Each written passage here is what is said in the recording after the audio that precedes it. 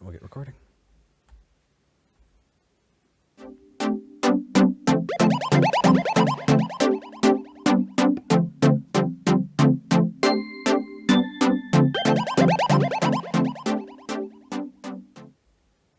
Hey everybody, welcome to another episode of Murphy's Law. I have got so much to go over today. It is an awesome episode. I have been looking forward to talking about this for a while. Today with me is Jenna Belk. Hey Jenna. Hello. Okay, so last week we went over your very first time hosting. Mm-hmm. There was something else that happened for the first time on that episode. My first hang-up. Yeah. And that was fun. It was a doozy, and I want to talk about it because not only was it interesting the way that the call was handled, but it also kind of leads us down a bit of a path, and I want to take us through there. So let's start out. Let's go to David. Yes, let's go to David. Hi, David. Hey, how's it going? Pretty good. You're talking to Jenna and V. It looks like the ACA coincides with the Church of Satan. I didn't know that. The ACA coincides with the Church of Satan. How much of this call do you remember? I remember that we talked about Satan or Satanism. I think we got mixed up. Okay. If I remember right. Well, we're going to let's dive right in because we've got a lot of stuff to cover in this episode. So let's see what he had to say. Everything you espouse is textbook satanic. Okay, where are you getting this from? The testimony of the high priest of the Satanic Church in quotes from Anton LaVey.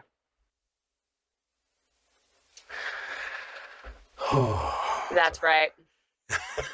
Is it coming back? Mm-hmm. You know, I kind of got to put my Christian hat on just a little bit.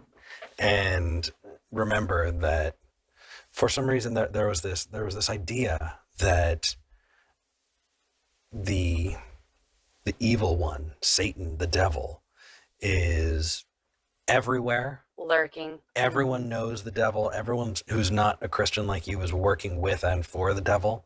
Mm-hmm. And so it couldn't be that we were just atheists. It couldn't be that we're actually honestly speaking. No, we're in cahoots with demonic forces. Yeah, the world's scary when you look at it that way. Yeah. And that's why they get so defensive and emotional, is because they're afraid. Well, and that's kind of why I absolutely love the way you handled it, because he goes on. Well, I'm just like, for somebody who doesn't have religious views, what y'all expose and what y'all sit there and present on the show coincides with exactly what Anton LaVey, a known Satanist, preaches. Oh, well, maybe I should look him up. Anton LaVey is pretty cool. Yeah. I've actually heard some really good things about the Satanic Temple. Have you heard anything that's bad? I love that, because what a way to throw him off of the assumption. Everyone's just assuming that this is all evil. Well, what's the Satanic Temple? You're talking about this as if everything that ever comes out of Anton LaVey's mouth is truly heinous. And there was so much that went on here. I needed to pick and choose which clips, but y'all talked about it a little bit, and he kind of quoted Anton LaVey saying just that we want to create a secular society, as if it was something evil, and that makes us satanic. Well, I think the word secular might be a bad word in their language. I actually never heard the word secular when I was a Christian. I heard atheist. I didn't hear secular. Oh, I heard secular. Yeah. I was in a small town, though. And it wasn't treated well. No, it was, we're fighting the secular push to destroy Christians and destroy Christianity. Yeah. And so when you asked him, well, so what's wrong with that? He had this response here. Of course. Oh, okay. Like what? It goes against everything that I believe in, for one. And now we're getting down to it. So secular goes against everything that he believes in. And it kind of does. I disagree. In a way, not against, just opposite of. I don't even think it's opposite of. I mean, secular just means not religious. And right. So if you're not praying, you're doing something secular. Brushing your teeth is a secular thing. Mm-hmm. Because unless there's a Christian way to brush your teeth, that means... I don't know of any. No. It's just something we all do. And so to be against secular views, is he against brushing his teeth because it goes against everything that he believes in? Well, I mean, I was taught that you're supposed to be thinking about God all the time. That's why you wear scapulars.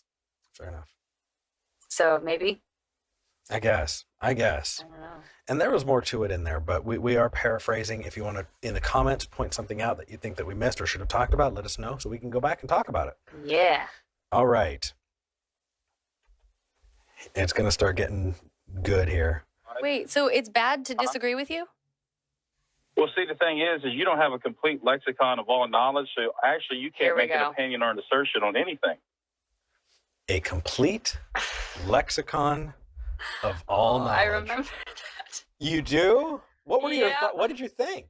I remember I got really sarcastic with him, and maybe I shouldn't have, but the way he worded it, it was just perfect. Well, I don't think you got too snarky, to be honest. I mean, Really? I got your response right here.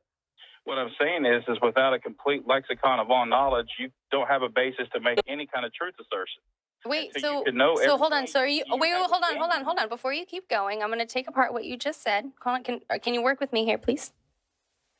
You really did try. You did. And he was barreling down the way. And I know we talked last week about how people just can barrel right on through. Yeah. And you were holding this guy, his feet to the fire. And no, we're going to talk about this. Yeah. But he was going on about a lexicon of all knowledge. And then when pressed, he started talking about faith. Hmm. And so, now there's been more time and I've kind of done more looking into things. I think I knew where he was going, and I'll point that out. But there was an aside about faith, and No, what I'm sitting there saying is until you have a complete lexicon of all knowledge, A you can't complete assert anything, lexicon because of all knowledge. Where'd you get this lexicon of all Perfect knowledge? example, like the philosophers of No, I'm ancient asking Greece you a at question. the Where time did you they get believed this it, lexicon of all knowledge? You could take science for instance. If they So do where did you everything, get then this why would it be lexicon fair? of all I'm trying knowledge? to explain. You're going to So prove it what with I'm saying- science? It sounds like I'm talking over him, but I'm trying to stop him Yep. from doing what he's been doing the whole call. And I think that the guy that we did last week actually was right before him. So I was just like, okay, I was just kind of through getting barreled over. right? I was like, okay, you pulled this out of nowhere. I've never heard of this in any kind of religion. This came out of nowhere. Yeah, let's talk So I'm about like, this. yeah. Yeah, absolutely. Let's talk about this lexicon of all knowledge.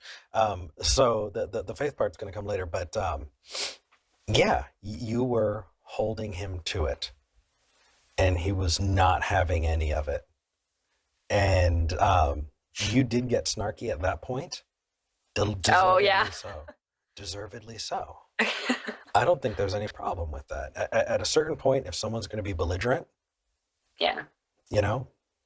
You've lost my respect. Totally. And he does. He gets belligerent. He pushes it, and he gets to this gem right here. Does science know everything? Hold on. I'm not asking. See, the What? difference Hold is on. have I faith- I know. have faith in the one who Hold on. has told me what Oh. is true. Dang it! See, I'm messing up here.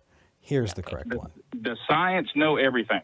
I'm not asking. I don't know why you're answering my question with a yes or no question. question. Does I science- asked you does a question science know first. Well, if everything? you don't answer my question, then I'm going to have my first fucking hang up. Like I said, you're back into a corner. Go ahead and hang up. Go ahead.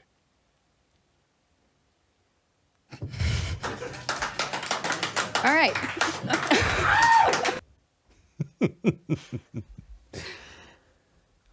And what a wimpy way to respond for that guy. Oh, you're backed into a corner, so you're going to hang up on me. No, you were so interested in plowing through the host, this caller, that they weren't answering your question, and you held them to it. You held that no, we're not going to move forward because I'm not going to assume something I don't understand because you're not telling me what it is. Right. He backed himself into that corner.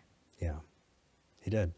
And I think you were right. Now there are plenty of ways that people can do this, and the way that went I think was absolutely appropriate. Thank I you. do. So going back over the call, there was one piece that I heard that got me thinking. See, the What? difference Hold is on. I I have know. faith in the one who has told me what is true. I have faith in the one who told me what is true. I think that's the key. I think that's the key to the call. I missed it because I was making fun of him. No worries. But the complete lexicon of all knowledge. I think he had been watching a good few debates on the transcendental argument for the existence of God. And the transcendental argument is the argument that says that logic, morals, and science presuppose God. So if you ever hear of presuppositional apologetics, Right. that is the transcendental argument for the existence of God. So there's no winning that. There's no. No, because they're already assuming that. Right. It's just you- obvious. Well, it's not just obvious, but there have been other people who have gone down this road, and it is so frustrating. I mean, after watching this, what really tuned me in was this. You're still not answering how these laws exist, because they exist even if human beings don't exist. The laws exist in the mind of God. Otherwise, you and I couldn't even communicate. Hear it?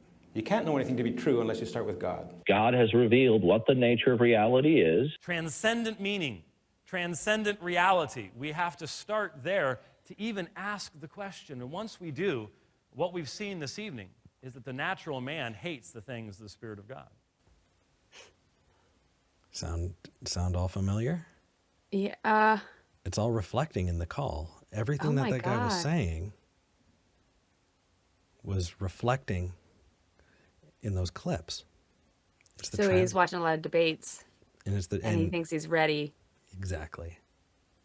So the trans. So what could we offer him as advice?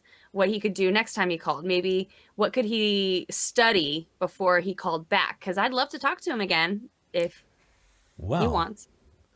You know, I think that the first step for us is to make sure that we have a very, very clear understanding of how this argument works, what's baked into it, and how to dissect it. Because they say logic has to come from God, and they bring up the laws of logic, right? They say that Right. morals have to come from God. Physics, I guess. Yeah, and then they say science has to come from God, as if you need to have a basis in God to understand everything, and that's through God's revelation. And it's something, Jenna, that I very, very much want to dive into. In the next couple of episodes, I would love to talk about the laws of logic, to talk about morals, to talk about how this gets to science and how these all tie together. Because at that point, you know what? I just want to play it again, because this right here. You're still not answering how these laws exist, because they exist even if human beings don't exist. The laws exist in the mind of God. Otherwise, you and I couldn't even communicate. You can't know anything Otherwise, to we be true couldn't unless you start with communicate. God. God has revealed what the nature of reality is. Transcendent meaning, transcendent reality. We have to start there to even ask the question. And once we do, what we've seen this evening is that the natural man hates the things of the Spirit of God. The transcendental argument. This month, these next couple episodes, we're going to tear this thing apart, Jenna. Yeah. You ready for that? Yeah. I'm super, super down. Ready. I'm ready to go. We're like finishing up. Well, hopefully people will, if you like this, make sure that you subscribe so that you get updates and notifications when we are releasing the next episode. Jenna, before we go, how can people find you? I am on YouTube. I have a channel, and that's youtube.com/Jenna Belk, and I have a show called Atheistasis on that channel. I think I'm doing one episode a week now.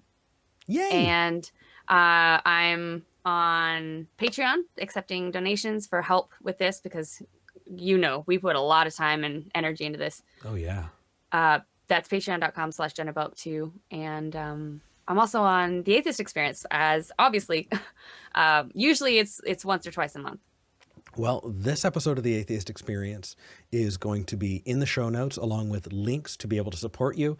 Jenna, you're one of my favorite people. I'm so glad that we get to go over these.